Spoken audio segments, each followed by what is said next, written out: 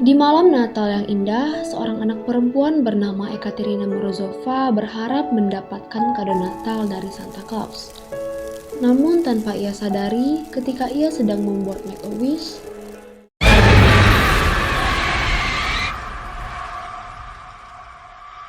makhluk menyeramkan datang dan mengawasinya dari malam Natal hingga malam Tahun Baru. Alih-alih mendapatkan kado Natal dari Santa Claus, Ekaterina justru mendapatkan mimpi buruk yang sama sekali tak ia harapkan di malam Tahun Barunya, yaitu kematian keluarganya.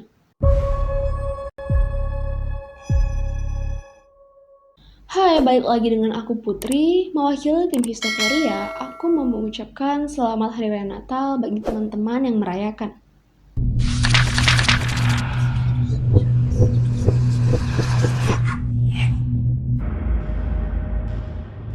Mission Statement.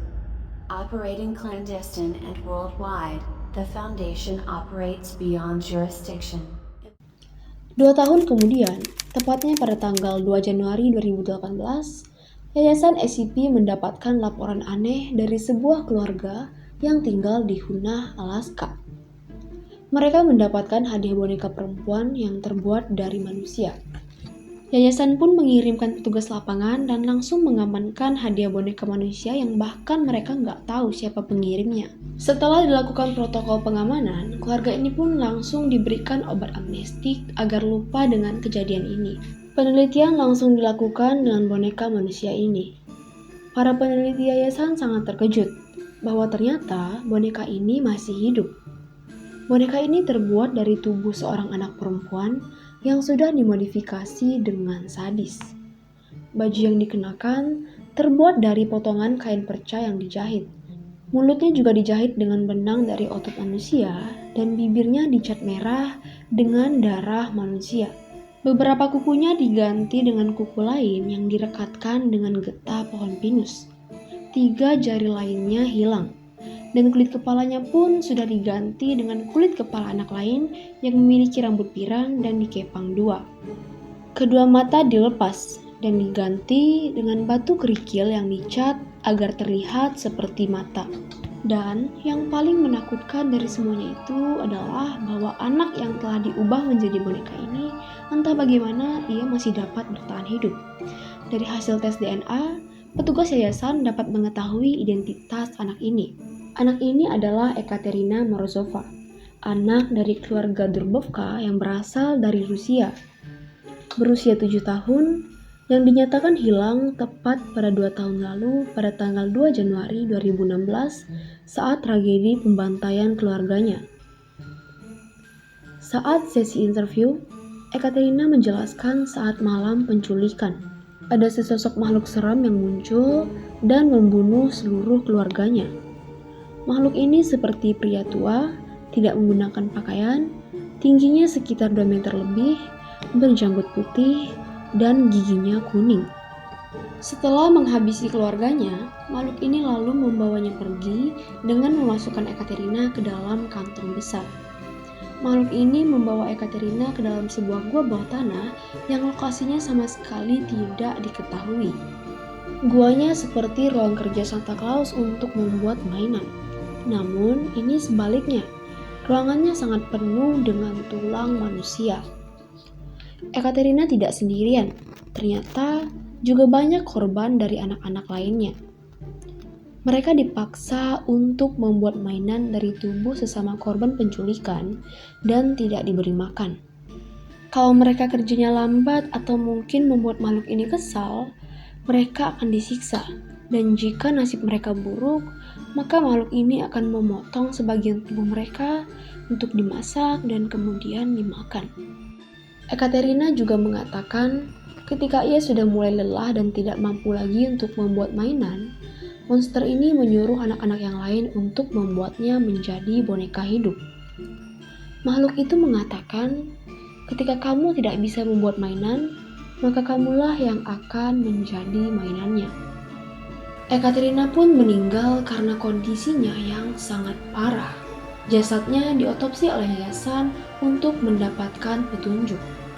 Berdasarkan hasil otopsi, ternyata makhluk yang menculik Ekaterina ini sangat kejam.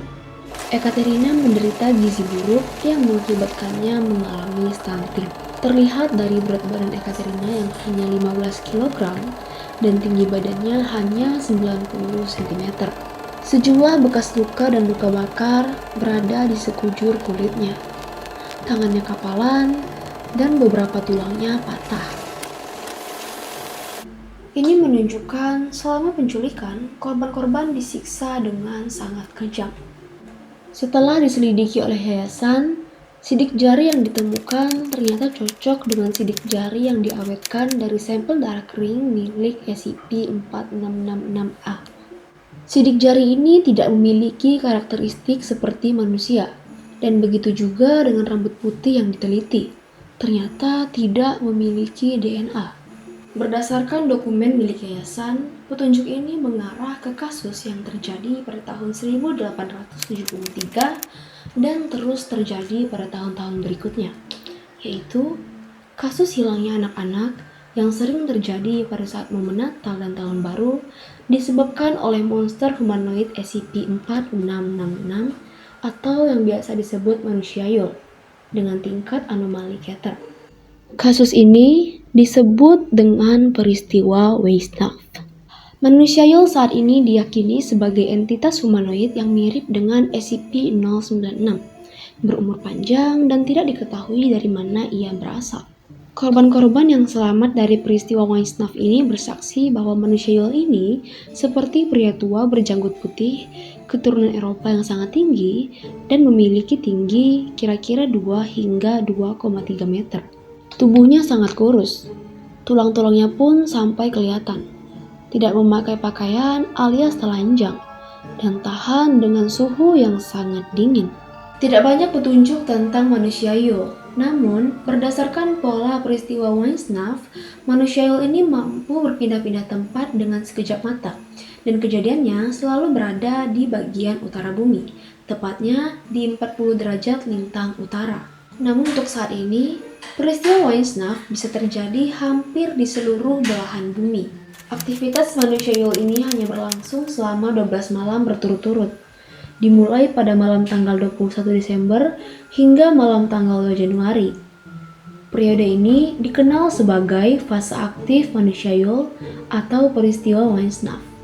Selama fase ini, manusia Yol akan muncul di satu atau beberapa lokasi di utara bumi. Dari semua peristiwa Weissenhoff ini, calon korbannya itu ternyata memiliki ciri-ciri khusus, seperti berlokasi di daerah terpencil, kemudian rumah bagi keluarga dengan setidaknya satu anak di bawah 8 tahun, dan terletak di area yang ditutupi salju yang dapat bertahan setidaknya selama 12 hari.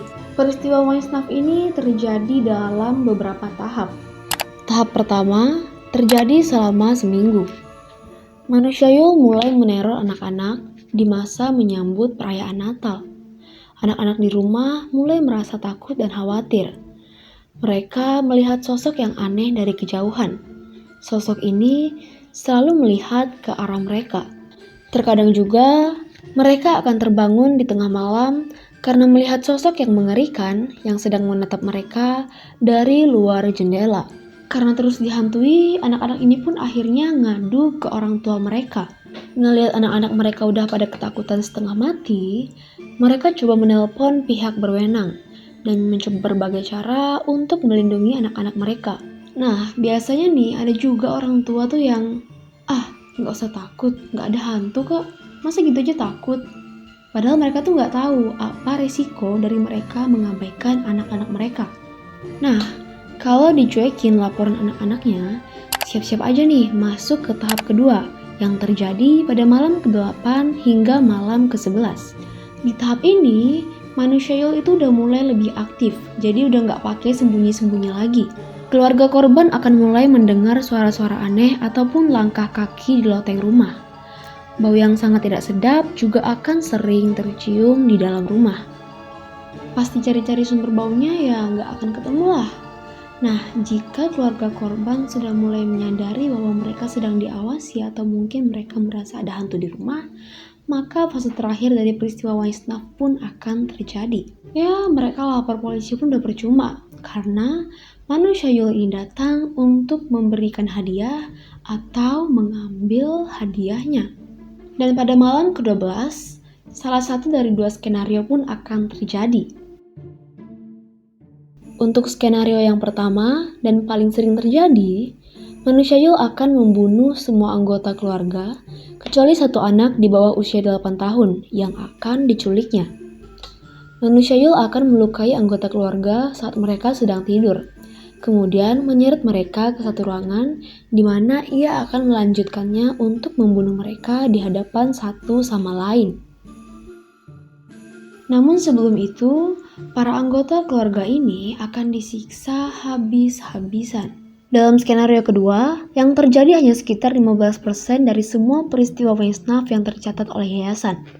Manusia Yul tidak akan membunuh anggota keluarga yang dijadikan target.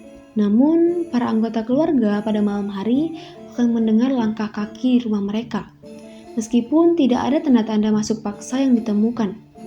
Di pagi harinya, anak-anak akan menemukan hadiah di kaki tempat tidur mereka. Hadiah ini bukan kayak hadiah Natal yang dikasih Santa, melainkan boneka manusia yang masih hidup. Oleh yayasan, boneka manusia ini diberi kode SCP-4666-1 dan tidak ada kriteria khusus, entah skenario 1 atau 2 yang akan dipilih oleh manusia Yul. Jadi ya suka-suka dia aja. Yayasan SCP pertama kali berhasil mendeteksi aktivitas manusia Yul pada tahun 1974. Yayasan menerima banyak laporan insiden yang mirip, kematian keluarga, dan penculikan salah satu anak korban yang ditemukan di seluruh belahan bumi utara pada tiap malam tanggal 2 Januari. Yayasan pun melakukan penyelidikan secara mendalam. Mereka menelusuri berbagai arsipan sipil dan dokumen kepolisian di seluruh dunia. Dan mereka menemukan bukti jika peristiwa Weissenhoff ini terjadi hampir setiap tahun, sejak abad ke-18 dengan rata-rata 3 peristiwa yang diketahui per tahun. Sejumlah dokumen sejarah juga mencatat aktivitas manusia Yul sudah terjadi pada awal abad ke-2 Masehi di Eropa dan Rusia, dan pada awal abad ke-1 sebelum Masehi di Skandinavia. Untuk mencegah terjadinya peristiwa Weissenhoff, Yayasan SCP akan sangat sibuk menjelang akhir tahun, mengamati seluruh laporan, dan jika terjadi banyak insiden yang mirip dengan peristiwa Weissenhoff, mereka akan langsung mengirim petugas lapangan untuk melindungi keluarga yang akan dijadikan target manusia Yul. Ya, seenggaknya strategi ini dapat memutus rantai pembunuhan manusia Yul, karena hingga saat ini, SCP masih belum dapat menangkap manusia Yul. Jadi nggak tenang ya kalau mau ngerayain Natal dan Tahun Baru. Well, sekian cerita tentang SCP-4666 atau manusia Yul. Jika kalian punya kritik, saran, atau mungkin referensi lain, silahkan tulis di kolom komentar. And see you in another page of history. Bye-bye!